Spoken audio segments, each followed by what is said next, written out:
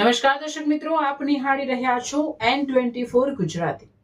તો નજર કરીશું આજના મહત્વના સમાચાર પર। ભરૂચ જિલ્લાના ઝઘડા જીઆઈડીસી ખાતે આવેલી CPPL કંપનીમાં કાર્યરત કોન્ટ્રાક્ટ કામદારોએ પોતાના પડતર પ્રશ્નો તથા મેનેજમેન્ટના અન્યાય વિરુદ્ધ લેબર કમિશનરને સંબોધી જિલ્લા કલેક્ટરને લેખિત રજૂઆત કરી છે। કામદારોએ આક્ષેપ કર્યો છે કે તેમને પાયાની સુવિધાઓથી વંચિત રાખવામાં આવી રહ્યા છે તેમજ અધિકારીઓ દ્વારા માનસિક પજવણી કરવામાં આવે છે। આવેદનપત્રમાં જણાવ્યા મુજબ 11 થી 15 વર્ષનો અનુભવ હોવા છતાં માત્ર 16 થી 17 હજાર જેટલો પગાર આપવામાં આવે છે, જ્યારે કાયમી કર્મચારીઓની સરખામણીએ વધારો અત્યંત ઓછો કરવામાં આવે છે। વધતી મોંઘવારી વચ્ચે મુસાફરી ભથ્થું કે ટ્રાવેલ સુવિધા આપવામાં આવતી નથી। અકસ્માત કે બીમારી સમયે મેડિકલ સહાય, ફેમિલી ઇન્સ્યોરન્સ જેવી સુવિધાઓનો પણ અભાવ છે તેમજ રાત્રિ પાળી બાદ થતા અકસ્માતોની જવાબદારી કંપની સ્વીકારતો નથી। વધુમાં વેરહાઉસ ઇન્ચાર્જ દ્વારા કામદારો તથા મહિલા કર્મચારીઓ સાથે અભદ્ર વર્તન કરાતું હોવાના આક્ષેપ સાથે મહિલાઓને મરજી વિરુદ્ધ મશીન પર કામ કરવા દબાણ કરાતું હોવાનું રજૂ કરવામાં આવ્યું છે, જ્યારે સેફટી ઇન્ચાર્જ દ્વારા પણ કોન્ટ્રાક્ટ મજૂરોને વોટર કુલરનું પાણી પીતા અટકાવવાનું તેમજ કેન્ટીનમાં ભેદભાવ રાખવાનો પણ આક્ષેપ થયો છે। ઇમરજન્સી રજા લેતા પગાર કપાત, 12 પેડ લીવ ન મળવી અને ઓવરટાઈમનું ડબલ વેતન ન ચૂકવાતું હોવાની ફરિયાદ પણ કરવામાં આવે છે। કામદારો 2 પેઢીના પેટા કોન્ટ્રાક્ટ હેઠળ કામ કરતા હોવાના કારણે આર્થિક નુકસાન થતું હોવાનું જણાવી તેમને સીધા કોન્ટ્રાક્ટમાં સામેલ કરવા અથવા કાયમી રક્ષણ આપવાની માંગ સાથે યોગ્ય કાર્યવાહી કરવાની માંગ ઉઠાવવામાં આવે છે।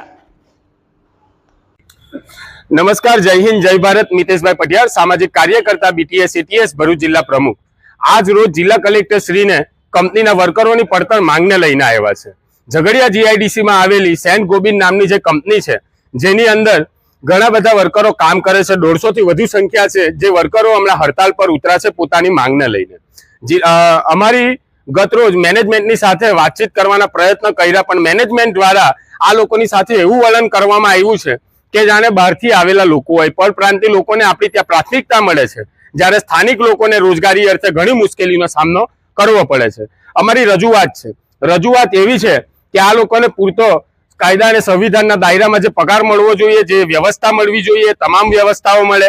એ પછી મેડિકલ ક્ષેત્રે વ્યવસ્થા હોય, એ પછી એ લોકોના પગાર બાબતે હોય કે પછી કંપનીમાં 5 વર્ષ પછી પરમેનન્ટ કરવાના બાબતે હોય। આજે આપણા જિલ્લાની અંદર એશિયાની સૌથી મોટી GIDC આવી છે, પણ આજે આપણા જિલ્લાના લોકો ક્યાં છે?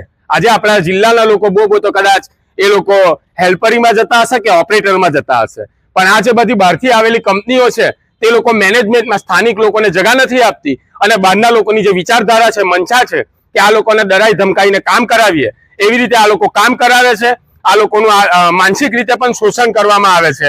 કેટલીક બહેનો છે, એ બહેનોને આજે અમે લઈને નથી આવ્યા, પણ એ બહેનોને પણ જોર જબરદસ્તીથી જે કામ નથી કરવું એ કામ કરવા માટે એ લોકોને દબાણ કરવામાં આવે છે। આ તમામ મુદ્દાઓની રજૂઆત આજે અમે જિલ્લા કલેક્ટરને કરીએ છીએ અને ચીમકી પણ આપીએ છીએ કે જો આવનાર 24 કલાકમાં આ લોકોની જે સમસ્યા છે એનું જો નિવારણ ના આવે તો અમે સમગ્ર વર્કર ભાઈઓ અને BTS ATS ના તમામ લોકો બધા ભેગા મળીને એક મોટા આંદોલન ઝઘડિયા GIDC માં કરીશું, જેની ખાસ નોંધ લેવી।